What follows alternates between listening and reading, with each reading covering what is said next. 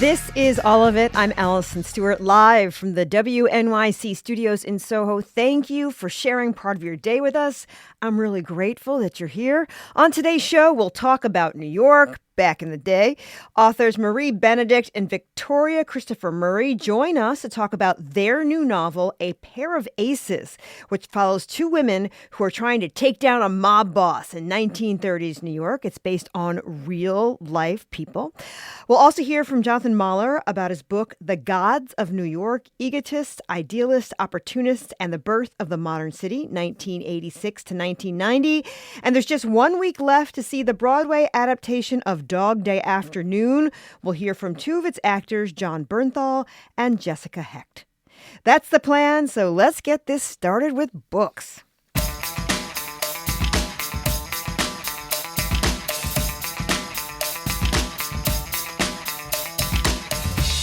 This weekend was the deadline to sign up for the third annual All of It Summer Reading Challenge.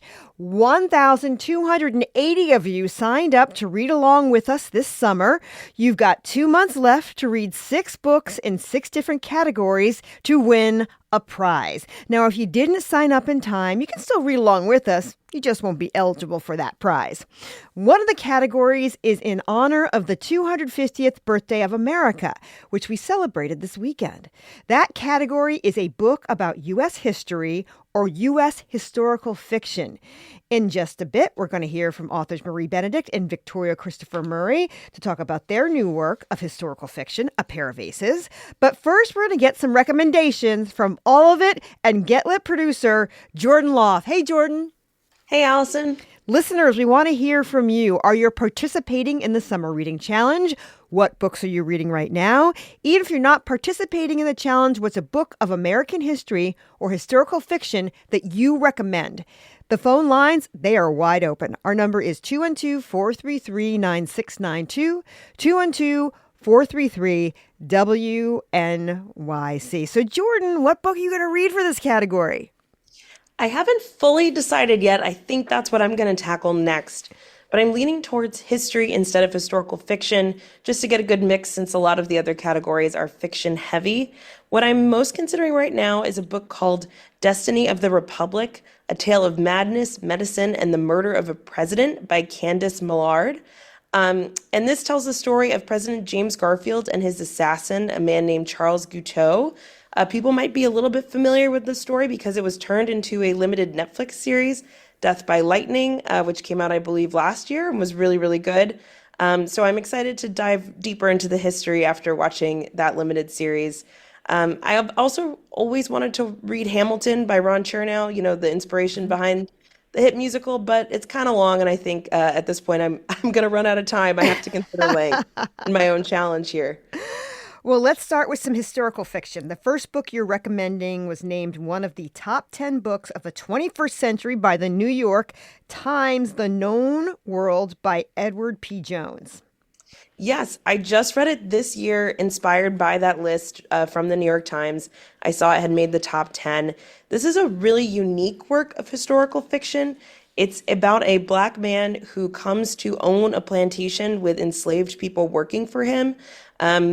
But it expands beyond just this unique story into the story of his family, of the other people who live and work on the plantation, of people in town, of the sheriff and his wife.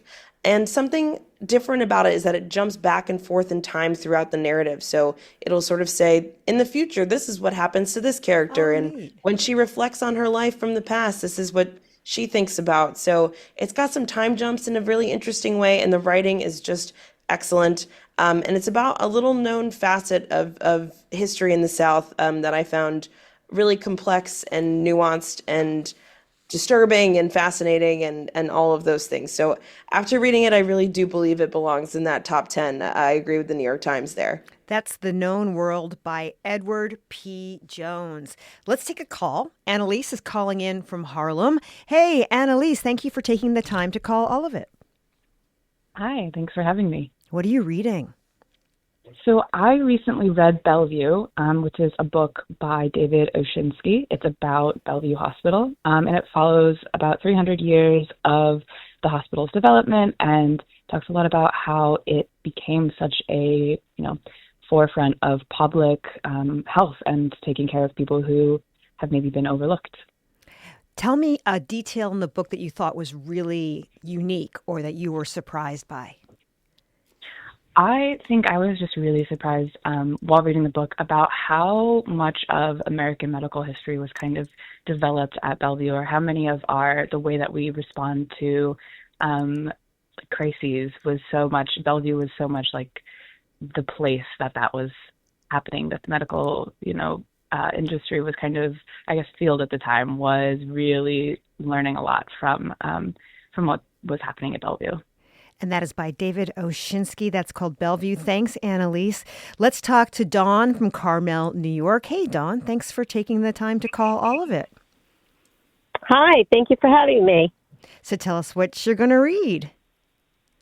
Okay, well, I'm currently reading a book by Bruce Altman called Fear in Phoenicia, and it's about a gangster from the 30s. His name is Dutch Schultz, and he was rumored to hide his treasures somewhere in Phoenicia, New York. People still go there to try and dig up his treasure, and he was a member of the syndicate during the 30s, and it goes back and forth between the 30s and present day, where people are searching for the treasure. So it gives a little historical fiction, and then, where the treasure might be hidden, and a group of people who converge on Phoenicia, New York, to try and look for the treasure. That sounds fascinating. And interestingly, he is a character in the book that we're going to be talking about later. Oh my God! A Pair of Aces. So stick around for that. We are talking about All of It Summer Reading Challenge with producer Jordan Loft. She's providing suggestions for the U.S. history and historical fiction category. Listeners, we want to hear from you. What book are you reading now for the Summer Reading Challenge? Or do you have a book of U.S. history or historical fiction you'd like to recommend? Give us a call now. Our number is 212-433-9692, 212-433-WNYC. Okay, Jordan, what should someone look for if they're looking for something that's kind of adventurous? Yeah, I really recommend this book called North Sun, or The Voyage of the Whale Ship Esther by Ethan Rutherford. And I have to admit, this is a book I bought based on the cover. I know you're not supposed to do that, but the cover of this book is so awesome, and it made me really intrigued. And then after I had purchased it, I saw that Obama actually recommended it in his roundup of his favorite books of the year last year. So I ended up picking it up. It's a quick and fascinating book about a whaling ship that leaves from New Bedford, Massachusetts, on a mission to recover a missing whaler, a guy who's gone missing on a mission up north a little while ago. And it's got some fantastical elements. There are some magical forces on board this ship that the whaling captain and his crew don't fully understand. But it also has some really fun scenes, and that give you a sense of what small whaling towns used to be like back in the 1800s. It was very transporting and gave you a sense of that aspect of American history. I think this town in New Bedford used to be one of the whaling capitals of the world, and used to be this huge outpost for whalers, and now it's just a small little town. So that was a really interesting aspect of whaling history I didn't know much about. And it's got some of the fantasy elements if you're looking for something a little different. I have to say, you have to say New Bedford if you're going to say New Bedford. My bad. And my college roommate's sister runs the New Bedford Whaling Museum, which is amazing. So, oh my gosh, next time you're up in New Bedford, you should go check it out. There you go. I'll say it right next time. Your next recommendation combines some fantastical elements with historical fiction. Tell us about it. Yeah, I really loved the book 4321 by the late great Paul Auster. It is long for people looking to finish the challenge quickly, but if you're a fast reader, you can definitely get through it. It's historical fiction set in Newark and New York City in the 1950s and 60s. And the fantastical element of it is that it follows the same character Archie Ferguson through four different versions of his life. So different circumstances with his parents and his upbringing and choices he makes send him down different paths. So each version of the same character is slightly different. I found it to be an enjoyable and entertaining look at how your life can change based on circumstance. And of course, it's also got that fun historical element of Newark and New York in the 50s and 60s. It's not fantastical in a fantasy sense. It has those sort of alternate timelines. And I really, even though this book is 900 pages, I read it really, really quickly. So I recommend 4321 by Paul Auster. We got a text here that says, I recommend The Actual History of the Brooklyn Bridge, much more interesting and accurate than The Fictional Engineer's Wife. Also, I would encourage everyone to read Ron Chernow's Alexander Hamilton. Very engaging. So you got to vote for that, for you, Jordan. This says Washington by James Thomas Flexner, assigned reading while I was at community college 40 years ago. Still thinking about it. This says, I highly recommend David McCullough's Truman. I read it several years ago and still recall feeling like I lost a friend when completing. Let's talk to Sue on the Upper West Side. Hi, Sue. Thanks for calling. All of it. You're on the air. Thank you. I'd like to say that I think Jordan's recommendations are really spectacularly good. I was crazy about Destiny of the Republic. We know nothing about James Garfield, and he was an extraordinarily intelligent and interesting man who died because of the lack of proper care by the medical profession. It dovetails very nicely with Bellevue because the history of Bellevue overlaps this period. I would like to recommend a completely different book. It's called The Splendid and the Vile by Eric Larson. And it's a wonderful audio book because various people read the letters and papers of Winston Churchill and other people, and it's during the Blitz. And Americans, I'm an older American, and I've read a lot of history, but we have no sense of how the British people, particularly in London, suffered during the Blitz. And this really brings it home. So I'd like to recommend that. Thank you so much. Let's talk to Charles and Merrick. Hey, Charles, thank you for calling All of It. What's your recommendation?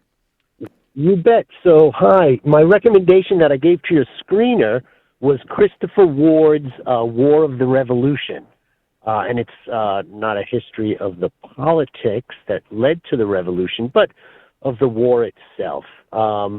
It's based on all original manuscripts and documents. But there's another one, since we're on a New York radio program, that I just thought of, that I read some years ago. It's called New York, the City at the Heart of the Revolution by a gentleman named Schechter. The first name escapes me at the moment, but that also, it highlights the war in New York, in and around New York City. And what's great about it is at the end of the book, he lists a walking tour of the city. Sounds great. Thank you for the dual recommendations. And let's talk to Tracy in Newark. Hey, Tracy, thanks for taking the time to call All of It. What should we read? You should read a book that does not necessarily highlight the wonderful history of America, but a very shady part of our history. It's titled A Fever in the Heartland. It's by Timothy Egan, and it is an account of the resurgence of the Ku Klux Klan in the early 20th century, and how one man and his colleagues actually orchestrated the resurgence of the Klan, and how influence can truly foster hate in communities without other communities knowing each other. I think it's a wonderful story. It is based in history, and it just gives an account of how the Klan resurged itself, and then how the Klan met its demise. Thank you for the recommendation. We're talking about the All of It Summer Reading Challenge with producer Jordan Loff and with you. Jordan is providing suggestions for U.S. history and historical fiction category. Listeners, we want to hear from you. What book are you reading now for the Summer Reading Challenge? Or do you have a book about U.S. history or historical fiction you'd like to recommend? Our number is 212-433-9692, 212-433-WNYC. I see you have a James McBride book on this list. Tell me more. Yes, I really think that James McBride is a great choice for this category. There are any number of titles that could fit. I really recommend any of his novels, but the one I'm going to recommend today is The Good Lord Bird. This one is set during the right before the Civil War. It's about a young enslaved boy who gets involved with the abolitionist John Brown as he plans his raid on Harper's Ferry. But if anyone's read any James McBride, that might sound serious, but James McBride has a real sense of humor, an almost wicked sense of humor, I would say. So this novel really uses that humor to point out some of the absurdity of John Brown's more radical beliefs, almost painting him as a sort of like white savior figure, trying to make this all about himself. It's a really excellent novel. James McBride is one of the best writers we have working today. And also, if you're interested, there's a great adaptation. I believe it was on Showtime, starring Ethan Hawke as John Brown. And I thought it managed to capture the sense of humor perfectly. I couldn't believe that they managed to pull it off. So there's an excellent adaptation to go along with the novel if you're so inclined. The next novel you're recommending is set during the Dust Bowl, and I believe we talked about it on the show, The Antidote. It's by Karen Russell. It's so good. Yes, I loved this book. This is a story of a small town that's been decimated by the Dust Bowl. And in this town, there is a woman there called the Antidote, who has this sort of mystical power to take away your worst memories. You can tell her about something that you'd rather forget, and she sort of locks it in this memory bank, and it's gone from your memory. But what the novel really explores is what happens when a place forgets about their past, even if that past is bad. If you just get rid of all the memories you'd rather forget, what do you lose by doing that? And there's also a new photographer who shows up in town, and her camera seems to be able to capture some of that past that the town would rather forget. So it's really a novel about reckoning with America's past, some of the elements of our past we might not like to reckon with so much.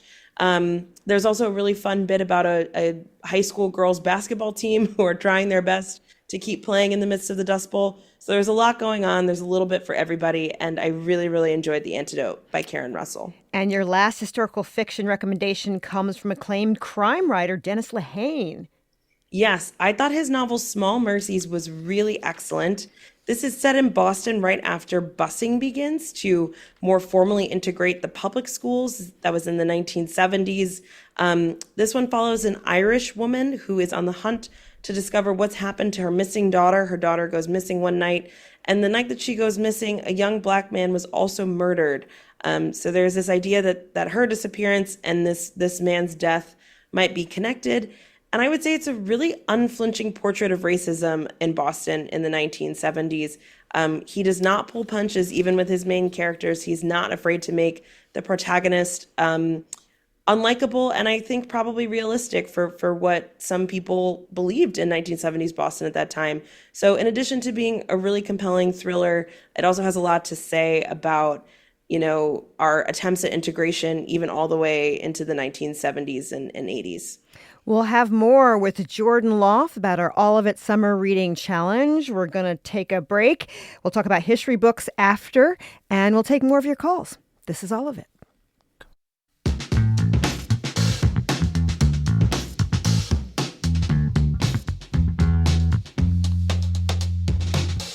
You're listening to All of It on WNYC. I'm Allison Stewart. We're talking about the All of It Summer Reading Challenge. You've got about 2 months left to read 6 books in 6 different categories. Today, we're focusing on one category, U.S. history or historical fiction. Producer Jordan Loft is here, and we just finished her recommendations for historical fiction. Now let's talk about history. You have up first, King of Kings, The Iranian Revolution, a story of hubris, delusion, and catastrophic miscalculation by Scott Anderson. Yes, this book may sound like it's about Iran, and it is, of course, but it's also a lot about the United States foreign policy at this moment and the many, many mistakes that the Carter administration, the CIA, the embassy, the State Department, the Homeland Security, everyone. Well, I guess Homeland Security didn't exist back then, but you know what I mean. Yeah. Where they went wrong and where they failed to see the circumstances that were leading up to a revolution that ended up driving this massive rift between the United States and Iran.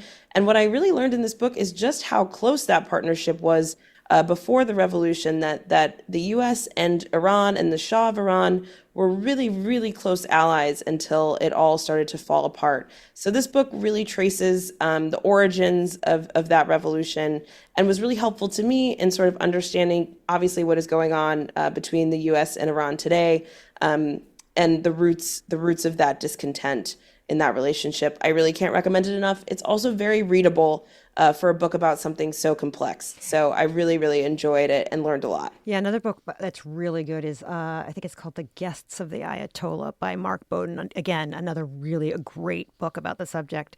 Let's talk to Emily from Harlem. Hey, Emily, thanks for calling all of it. Hi. I actually have a recommendation for historical fiction. Oh, it's okay. Go for it.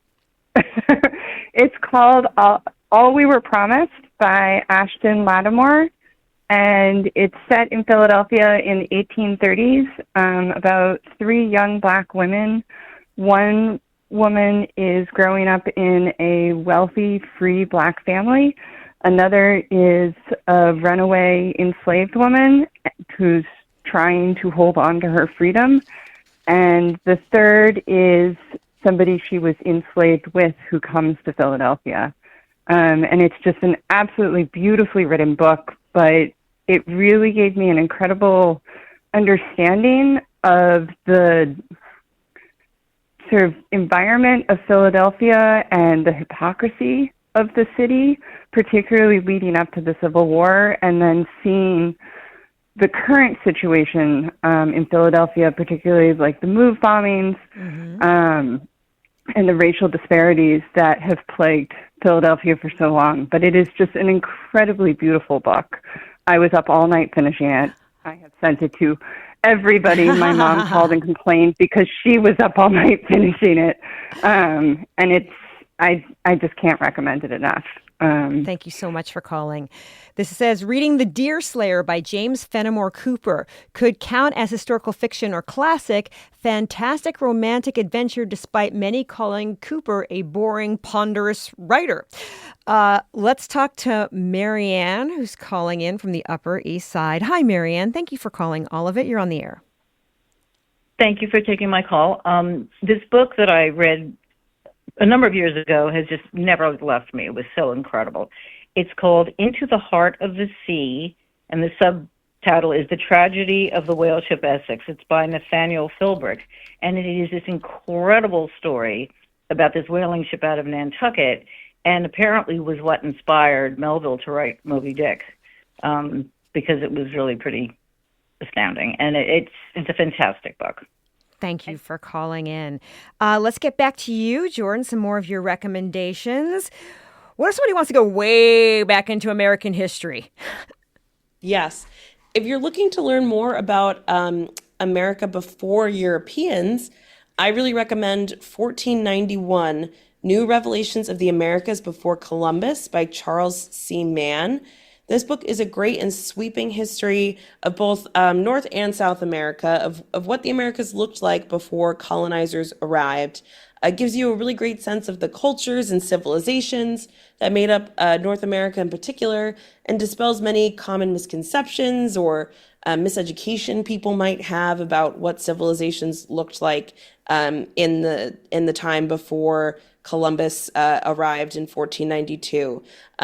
So I think if you're looking for a really good overview and understanding of the fact that American history doesn't start with the Revolution or even with the Mayflower, you can try this book. I found it really informative and fascinating. Gary's calling in from Bronxville. Hey, Gary, thank you for taking the time to call all of it. Gary, are you there? Gary's not there. Let's go to another of your recommendations. Let's talk about people who are really, really interested in America's birthday. All the celebrations that happened this weekend. What should they read? Exactly. If you're feeling in that patriotic spirit, you want to know more about the revolutionaries, historian Rick Atkinson has you covered. He is in the midst of working on a trilogy about the revolution, and the first two parts are out now. Part 1 is titled The British Are Coming, The War for America, Lexington to Princeton, 1775 to 1777. Part 2 is titled The Fate of the Day, The War for America, Fort Ticonderoga to Charleston, 1777 to 1780. As the titles might suggest, these are really in-depth accountings of the American Revolution, but also very readable. It's going to give you a lot of military detail if that's what you're looking for. And if anyone watched the Ken Burns series, Rick Atkinson was one of the most prominent talking heads discussing some of the battles and history there. So he really knows his stuff. And I believe the third part should be coming soon. I don't know exactly when, but there'll be a third installment to round out the trilogy and make a nice little collection for your bookshelf if the Revolution is what you're really interested in. Let's talk to Ted, who's calling from Staten Island. Hey, Ted, thanks for taking the time to call all of it. You're on the air. Hi, thanks for having me on. Sure. The book I'm going to recommend is On the Trail of the Assassins by Jim Garrison. It's the stone cold hard truth about the assassination of President Kennedy. Some readers or listeners may be familiar with the story from the Oliver Stone film, which was based largely on the book, but the film kind of fictionalizes it, and the book is much better because you're just getting the facts. I think it's the most important piece of history that's ever been written for the United States. Thank you so much for calling in. This text says, 2 fantastic reads, nonfiction that reads like fiction, are Isabel Wilkerson's The Warmth of Other Suns and Kevin Boyle's The Arc of Justice. Warmth tells the story of the Great Migration of the 20th century using firsthand and historical sources, following families that migrate to New York City, LA, and Chicago. Boyle looks at Detroit on the early 20th century and housing integration. Both are compelling like novels, but nonfiction. Amazing books. That's from Renee in Central Jersey. You've got 2 books here that are related to the history of cults in the United States. And if people like reading about cults, what do you suggest? Yes, I have to confess, I am one of these people. I love a good book about cults, American cults in particular. We seem to be really good at them. The 2 that I'm recommending are, number 1 is titled The Road to Jonestown, Jim Jones and the People's Temple by Jeff Gwynne. This is, of course, about Jim Jones and the tragedy at Jonestown.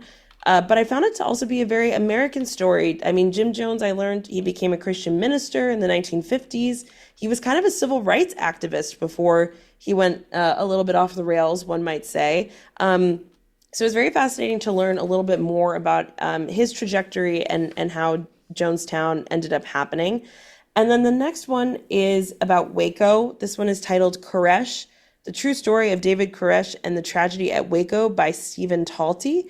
And again, this is as much the story of Waco as it is a biography of David Koresh himself.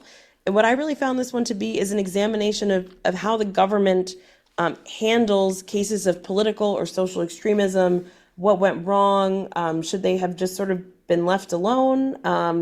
There's a lot to dig into there beyond just the story of David Koresh. So again, if you're interested in cults and how they connect to American history and social movements, there's The Road to Jonestown, and then there's Koresh, a biography. Let's talk to Jerry from Fair Lawn, New Jersey. Hey, Jerry, thanks for calling in. Good morning. Historical fiction about New York that I'd like to recommend is Forever by Pete Hamill, former New York columnist and journalist. It's the story of a boy from Ireland who travels to then New Amsterdam, and while on the ship is cast a spell on him by some African witch, and that he cannot die until 3 things happen. As a result, he lives through 4 centuries. So he fights he grows up in New Amsterdam before it becomes New York, and then he ends up fighting the Revolutionary War, the Civil War, etc. It was just all historically true about New York, just the fictional characters, and eventually he is able to die. I won't tell you when, but at a certain point in time. Thank you so much for calling. Okay, Jordan, we only have a minute or 2 left. Let's talk biographies. Can you give us a good list? Yeah, there are so many great biographies of titans of American history. And if you love biographies and you love American history, good news is that this summer we will be airing some of our selections of Full Bio on Fridays, American History Fridays, Well, you'll get to hear, Allison, your great conversations about so many titans of American history. So those are coming up on Fridays this summer. A couple I really liked are Eleanor by David Michaelis. This was a really in-depth, fascinating look at Eleanor Roosevelt, warts and all. I learned a lot. There's also the very acclaimed giant MLK biography by Jonathan Eig. That's always a good one to dive into. And also, as I mentioned and a different caller mentioned, really anything by Ron Chernow is great in this category. He's got Hamilton, he's got Washington, he's got Mark Twain, and the list goes on. It's got the greatest hits. So if you want to pick up a biography, Ron Chernow is often a good place to start. And do you want to give any people any information about the Summer Reading Challenge before we go? Yes, if you want to learn more, you can head to wnyc.org/summer reading challenge. As you mentioned, our signups are sadly closed, but you can still read along with us. And on that site, you'll see some recommendations. You'll see the full list of categories, and you'll also see the link to sign up for the the Get Lit newsletter, which is where we are sending updates and communicating with you guys and checking in on how you're doing on the challenge. So you can also sign up for the newsletter. And happy reading and good luck picking your books for the categories. It's a fun thing, and I'm always in danger of not finishing my own challenge. So I'm in the trenches with all of you. And by the way, this conversation will be available via transcript. If you couldn't quite write down the author or the book, it'll be available for you tomorrow. We'll see you tomorrow, Jordan. Thanks so much. Thanks, Allison.